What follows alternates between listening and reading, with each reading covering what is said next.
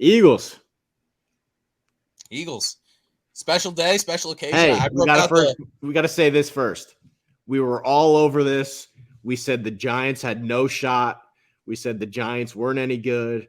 We had, I mean, last episode, I don't think we had any concern that the Eagles weren't going to win, and it was a total blowout. I didn't expect, I'm not going to lie, didn't expect a blowout. Like, I expected like a 10, 14-point win, but I didn't expect like a total fucking ass beating. Like, that's what it was. Yeah.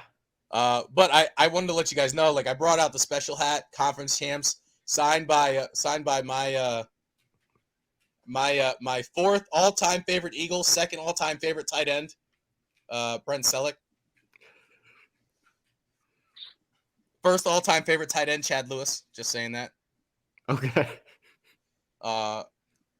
Don't have his autograph though. That's unfortunate.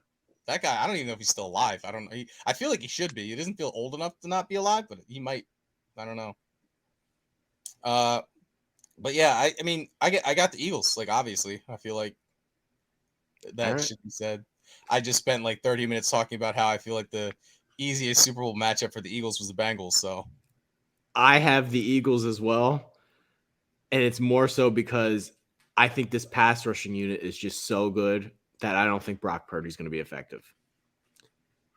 Yeah, I agree. Like, I think when you look at the Dallas game, like, Dallas gave them fucking fits, right? Yeah, they did. I don't think that's enough points to win this week. Right. Like, and don't get me wrong, San Fran also has a really good defense, but Dakota Prescott, he's not Jalen Hurts. I thought that was Jamie at first. I was like, oh, it's got to be Max. Yeah. But yeah, Dak, and think about it. The Cowboys, they were one touchdown away from winning that game. Yeah. And they literally gave San Fran 7 points. Brett Maher, I mean, we know the fucking, it's been talked about like ad nauseum at this point, but that kick, even if it wasn't blocked, was going to be missed. Right? So that's 1 point right there. Dak gives 3 away on the first interception, and he gave another 3 away on the second interception. Could have been more points. And he almost had a pick 6 on that second, or the first attempt at a game-winning drive. Yeah, Dre Greenlaw could have easily taken that to the house. He almost gave up a safety. Yeah. So, yeah, how about that one? He bulldozed into a guy in the end zone. Yes. What the fuck was he doing? I don't. I'm glad you brought that up because I almost forgot about that. That was the worst play, I think, of the whole game for them. There is so much bad with this Cowboys team. Like, you can't look at that game I mean, different matchups, things happen. Like, game momentum can change, like certain things can swing, but like, you can't look at that Cowboys San Fran game and be like, oh yeah, this San Fran team is going to come across the country to one of the most hostile fucking home field advantages in the National Football League. And I say one of, but I think it's honestly the most hostile home field advantages in the nation, in National Football League. And Brock Purdy, the last pick of the draft, is supposed to like fucking come out of here with a win. And I said it before that San Fran Dallas game. I said, as long as Brock Purdy doesn't throw an interception, they'll win the game. He didn't throw an interception. He didn't turn the ball over. He tried to, but he didn't. And they won the game. This week, he's gonna have to put up some points. I just don't see. He can't win a 16-point win this week. The Eagles. I mean, again, if you break it down, the Eagles secondary, like Trayvon Diggs, we've talked about this before. Trayvon Diggs is a good player. He's got that little Russian roulette element to him. He didn't really play. I didn't really see him play too much of a factor in that Cowboys game, except he dropped the one pick. That's that's the most we talked about him, or that he was talked about during the game. But as great as Trayvon Diggs is, he's like got that inconsistency to him. James Bradbury and fucking Darius Slay were like the 2 highest rated corners this year in the league. Like, they didn't have like a ton of interceptions, but they gave up like the fewest fucking completions, and they had they have to contain McCaffrey. Right. They had the best let him rating against. They cannot let him go on like 40-yard chunks down the field. But I don't think that's going to happen. I mean, our defensive tackles, Fletcher Cox, Jordan Davis. I don't care what anybody says. That fucking Jordan Davis pick was good. Yeah, I mean, the only thing that stopped you from hearing his name so much this year is because he missed like 5 or 6 games on IR. Yeah, I don't know that maybe this is dumb, but to go back to that draft, I was so furious when the Eagles ended up with him and the Ravens got Kyle Hamilton. He's way better than Kyle Hamilton. Yeah, impact-wise. Not to mention the second guy we took in that draft, Nakobe Dean. Like he's the third guy they took in that draft. That's what I was going to say is he's our second pick in that draft, and he's a good linebacker. No, Juergens is the second. Our linebackers right now, like again, I think Tre'Davious White I think is okay, but the fact that Nakobe Dean is on our bench right now, I feel like says a lot about the Eagles linebackers. Like I think as a unit, the Eagles linebackers, like, and the Eagles have always overlooked their linebackers, but I think as a unit, like this Eagles linebacker unit Edwards is better than like anything they've had since they got rid of what's his name? Hicks. Yeah. And I haven't even started talking about the offense yet. Like again, I don't like San Francisco's good, but I don't see how they're gonna stop. Like I don't like the Cowboys, like they don't have the Eagles offense. Like yes, Dak can run the ball, but like you don't see them do designed runs with Dak like we do designed runs with I would argue they don't have their receivers. Well, I didn't even get to that yet, but yeah. Like the last time AJ Brown played the 49ers, he had like 150 yards and 2 touchdowns. I love Lamb. I love Lamb. That was when he was with Tennessee. That was when he was with Tennessee, and he had fucking Tannehill throwing in the ball. I love CeeDee Lamb. I think he's awesome, but I would take Brown, and I think Smith is better than Gallup. Yes. I love Gallup too. And Dallas Goedert, I don't know. Better than Schultz. Yeah. Schultz is good, but he's not. Yeah, he's definitely better than Schultz. That was another classic. What are you doing, Cowboys? How did you not come out with Dallas? That would have been a perfect Cowboy. Well, I think didn't the Eagles trade up? Yeah. Yeah. That's why, because we traded up. Great move. Like I think I'm not gonna lie, I think Brock Purdy does have a chance to. I'm not counting the 49ers out at all. I'm way less confident about this game. But I mean, so here's the thing. Because like I said before, like the reason why the Cowboys lost is because Dak turned the ball over. You're not going to get those turnovers out of Jalen Hurts. But if you look at Jalen Hurts' one loss this year, right? The Eagles turned the ball over 4 times. Jalen Hurts didn't. You had fucking Pascal. It was not Pascal. It was Quez Watkins fumbled.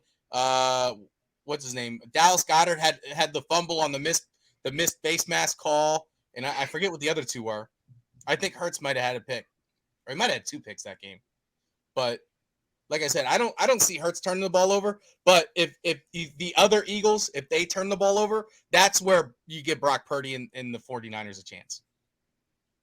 Yeah, and their defense is awesome. It is. Yeah. But I still think our offense is better than their defense. I don't know if this is fair or unfair. I just continue to think of the alternate universe where the 49ers don't make the Trey Lance trade. They sit there at 12 and take Parsons. I would not have liked that, but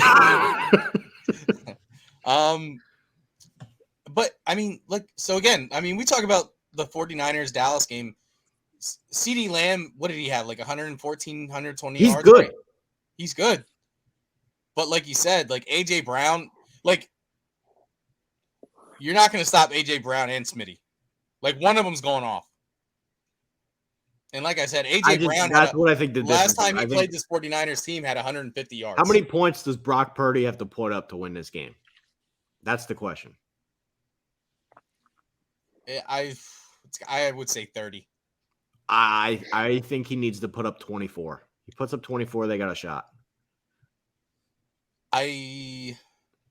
Well, I say 30 because I feel like the Eagles are going to score at least 24. Okay, so I was close. Yeah, so I think that's about the number they need. I guess they could get 28, but yeah, like at least they have to score more than 24. That's what I'm trying to say. Something around that number, I think, gets it done. Yeah.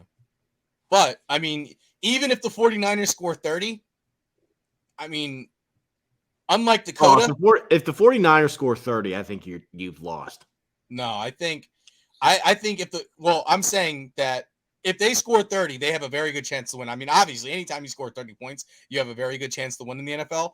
But unlike Dakota, if the 49ers score 30 and the Eagles have 24, if you can still put money on the Eagles to win the game at that point, and the Eagles get the ball back, put money on Jalen Hurts to go down and score a touchdown. That's how confident I am in Jalen Hurts as a quarterback. All right. And I haven't felt. I thought you were talking about the Dakota that was on the site. No, I was talking about. You got to stop calling Dak Prescott Dakota. No, he lost the nickname. He's no longer Dak Prescott. He's Dakota Prescott. Okay. Because Dakota's a girl's name, and that's what I noticed that's what you did there, and okay. All right. He's no longer earned the right to be Dak Prescott. He's now Dakota until he, which I don't think he ever will, until he redeems himself for blowing 2 potential game-winning drives. He's until further notice. He could have scored at any point in that game. That's true, but I mean, at the end of the day, literally, as a little kid, you sit to yourself and you're in the backyard pretending to play football, and I'm the quarterback. Oh, there's 30 seconds left. I got to get down the field and score. Like, that was the situation Dak Prescott was in. $40 million. Blew it twice. $40 million to do that. I'm just saying, I feel like, and this is why I love Jalen Hurts so much. One, he's fucking cool beyond all belief. And I'm so glad Jalen Hurts is good because he's so fucking cool. I was like, I really want him to be my quarterback. But fucking, my entire life being an Eagles fan, and I've seen some pretty good quarterbacks. Donovan McNabb. I know you don't like Donovan, but I think Donovan was a good quarterback. I mean, Michael Vick was good. That was really it. Other guys were backups. Jeff Garcia flashed for a playoff game once. The Detmer brothers, they weren't good. My entire life. Forgot about your guy Kevin Cobb. Yeah, Kevin Cobb. Fuck him. That one MVP year with Wentz. I've seen a lot of quarterbacks play and as Eagles, and I've never felt more as confident in the quarterback position as I do with Jalen Hurts. Okay. And the only other time I felt this way was 2017 when we won the Super Bowl, when Wentz was having his MVP season. That's the only other time where I'd be watching a game and I'd be like, we're 100% got a shot to win this game. No matter what happened, I felt like we had a chance to win. I've never felt like that other than these two guys. Dak Prescott, $40 million to do that in the last 2 drives. Yeah. So the good news is, sounds like Mike McCarthy's keeping his job. Yeah. I'm glad to hear that. Did you hear the even better news for you? What? Zeke Elliott, he's open to taking a pay cut to stay with the Cowboys. I don't know how that's good news for me. I feel like it's great news for you. Because if he just takes a 5-10% pay cut, they're still overpaying him. Well, I mean, they might still be overpaying him, but at the end of the day, they can if he takes a pay cut, they can still re-sign Pollard with that. Well, they're gonna franchise tag him at least. Well, yeah. But I mean, they franchise tag Pollard, Zeke takes his pay cut, and then now they can sign Pollard, do a real deal. I mean, they're going to do that. They're going to sign Pollard anyway. Well, true. But, one last thing. I don't know. Do you have anything else on the game? No. Okay. So, one last thing, too. Actually, I have one question. Okay, yeah. How scared are you of Bosa? Again, like I said last week, he loves to play black quarterbacks. That's why I wanted to get your read on Bosa this week. See, I don't know. I mean, as good as he is, the way the Eagles were able to game plan for Micah Parsons in those 2 games against the Cowboys, I feel like if there's any offensive line that could step up, and I mean, you're never going to stop the guy, right? He's like that Michael Jordan thing. You can't stop him. You can only hope to contain him. I feel like if there's any team that kind of has a chance to like eliminate him from the game after playing Micah Parsons twice, holding him to 0 sacks, I feel like it's got to be this Eagles offensive line.